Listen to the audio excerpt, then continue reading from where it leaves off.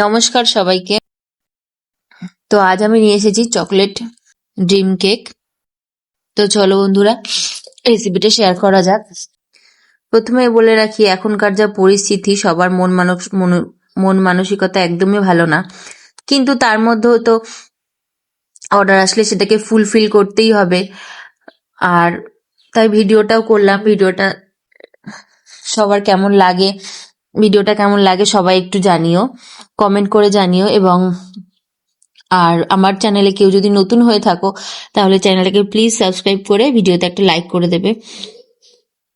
তো তার জন্য আমি প্রথমে একটি বাটিতে ফার্স্ট আমি টিনটা অয়েল ব্রাশ করে নিয়েছি। ড্রিম কেকটা বানানোর জন্য ড্রিম স্কোয়ার বেসে একটা টিন নিয়েছি, স্কোয়ার টিন নিয়ে সেটাকে অয়েল ব্রাশ করে নিয়েছি। কিছুটা ময়দা দিয়ে ডাস্ট করে নিয়েছি। ময়দা দিয়ে ডাস্ট করার পরে আমি একটি বাটিতে 1 কাপ প্রিমিক্স নিয়েছি, তার সাথে তিন টিস্পুন কোকো পাউডার নিয়েছি। তারপরে সেটাকে যতটা পরিমাণ জলের প্রয়োজন হয় ততটা দিয়ে ধীরে ধীরে ব্যাটারটাকে গুলিয়ে আমি 1 টেবিল স্পুনের মতন তেল দিয়ে নিয়েছি। তেল দিয়ে ভালো করে ধীরে ধীরে গুলিয়ে, যাতে কোনো লাম্পস না থাকে সেভাবে গুলিয়ে আমি স্প্যাচুলা দিয়ে ভালো করে ফাটিয়ে নিয়েছি। কারণ স্প্যাচুলা দিয়ে ফাটানোটা অবশ্যই জরুরি, তাহলে একটু লাম্পস ক্রিয়েট হয়। কেননা যদি আমি হ্যান্ড উইক্সার দিয়ে করি সেখানে একদম লাম্পস হয় না, একদম লাম্পসটা ক্লিয়ার হয়ে যায়। তাই জন্য স্প্যাচুলা দিয়ে করে সেটাকে লাম্পসটা ক্রিয়েট করারও প্রয়োজন আছে। তাই সেটা ব্যাটারটাকে ভালো করে আমি টিনের মধ্যে ঢেলে নিয়েছি। তারপরে আমি ব্যাটারটা তৈরি করার সময় ওভেনটা প্রিহিট করতে রেখে দিয়েছিলাম 170 ডিগ্রি সেলসিয়াসে 10 মিনিটের জন্য প্রিহিট করতে রেখে দিয়েছিলাম। যখন প্রিহিট হয়ে গেছে তারপরে আমি 30 মিনিটের টাইমার দিয়ে নিচে রড অন করে কেকটা বেক হতে বসিয়ে দিয়েছি। কেকটা বেক হয়ে গেছে। কেকটা বেক হয়ে যাওয়ার পরে আমি এটাকে 1 ঘন্টার মতন ঠান্ডা করতে রেখে দিয়েছি। আমি তার মধ্যে আর কেকটা ডিমোল্ড করাটা আমি এখনই দেখিয়ে দিয়েছি, কিন্তু আমার ঠান্ডা হতে 1 ঘন্টা টাইম লেগেছিল।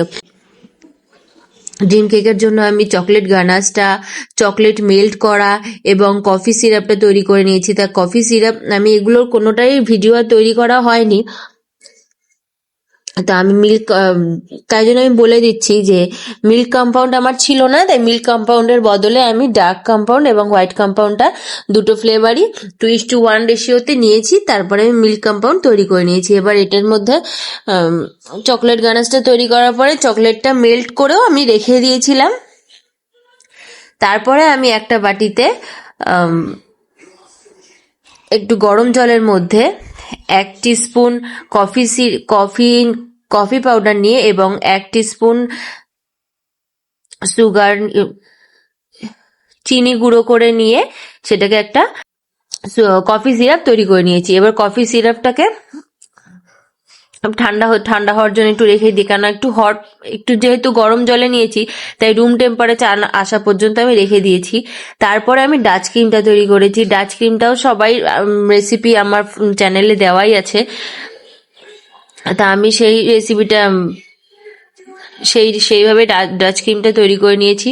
তারপরে আমি সবটা তৈরি করার পরে এতটা বড় ভিডিও আমি করিনি, দরকার নেই বলে, তাই না এত বড় ভিডিওটা আমি আর করিনি। তারপরে আমি চকলেট ড্রিম কেকটা বানানোর জন্য যে আমি কন্টেনারগুলো নেব সেই কন্টেনারগুলো আমি নিয়ে নিই। চকলেট ড্রিম কেক বানানোর জন্য আমি আমার দুটো ড্রিম কেকের অর্ডার ছিল, তাই আমি 2টো কন্টেনার নিয়ে নিয়েছি। ড্রিম কেক আসলে টিন বক্সেই তৈরি হয়, ড্রিম কেকের আলাদা বক্স থাকে, কিন্তু যেহেতু এটা আমার লো প্রাইসের অর্ডার ছিল তাই তার জন্য আমি কন্টেনার নিয়ে নিয়েছি।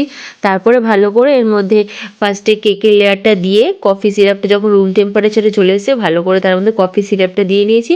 ভালো করে ভিজিয়ে অ্যাবজর্ব করা হয়ে গেছে পরে তারপরে আমি পাইপিং ব্যাগের মধ্যে ডাচ ক্রিমটা এর মধ্যে দিয়ে দিয়েছি। তারপর সেটাকে আমি স্প্যাচুলা দিয়ে ভালো করে সমান করে নিয়ে দুটোই সেম পদ্ধতিতে করেছি। আর আমার কেকটা তৈরি করার সময় কেকটা একটু বেশি হয়েছিল, কেকটা একটু ছিল বলে তাই আমি একটা জার কেকের রেসিপিও বানিয়ে নিয়েছি এটা নিজে টেস্ট করার জন্য। আর ওই দুটো আমার অর্ডার ছিল। তো এইভাবে তৈরি করেছি। তারপর ফ্রিজে সেট হতে রেখে দিয়েছি। ডাচ ক্রিমটা দেওয়ার পরে আমি চকলেট গানাশটা দিয়ে নিয়েছি। চকলেট গানাশটা দিয়ে আমি ফ্রিজে সেট হতে রেখেছি। 30 মিনিটের জন্য ফ্রিজে সেট হতে রেখে দিয়েছি। যখন সেট হয়ে গেছে তখন মেল্ট করা চকলেটটা আমি ওর উপরে লেয়ারটা দিয়ে নিয়েছি। তারপরে সেটাকে আরও 30 মিনিটের জন্য ফ্রিজে রেখে দিয়েছি। এবারে আমি কি করেছি, এর ওপরে আর কোকো পাউডার দিইনি, কেন কোকো পাউডারটা খেতে একটু তিতকুটে লাগে বলে আমি হ্যাপি বিস্কুট দিয়েছি। হ্যাপি বিস্কুট অত তিতকুটে নেই, কেউ পার্লেজিও দিতে পারো, সেটা তোমাদের যেটা ইচ্ছা। কেউ এটাকে ভালো করে ক্রাশ করে নিয়ে তারপর একটু ঝেঁকে নিয়েছি। পুরো যখন দানা ভাবটা পুরো বিস্কুটটার গুঁড়ো হয়ে গেছে, তারপরে আমি এগুলোকে প্রতিটা কন্টেনারের উপরে ভালো করে দিয়ে নিয়েছি। গুঁড়োগুলো পুরো ডাস্ট করে নিয়েছি। ডাস্ট করার পর একদম ক্লিয়ার হয়ে গেছে। তারপর আমার প্যাকিংটা তৈরি হয়ে গেছে। তো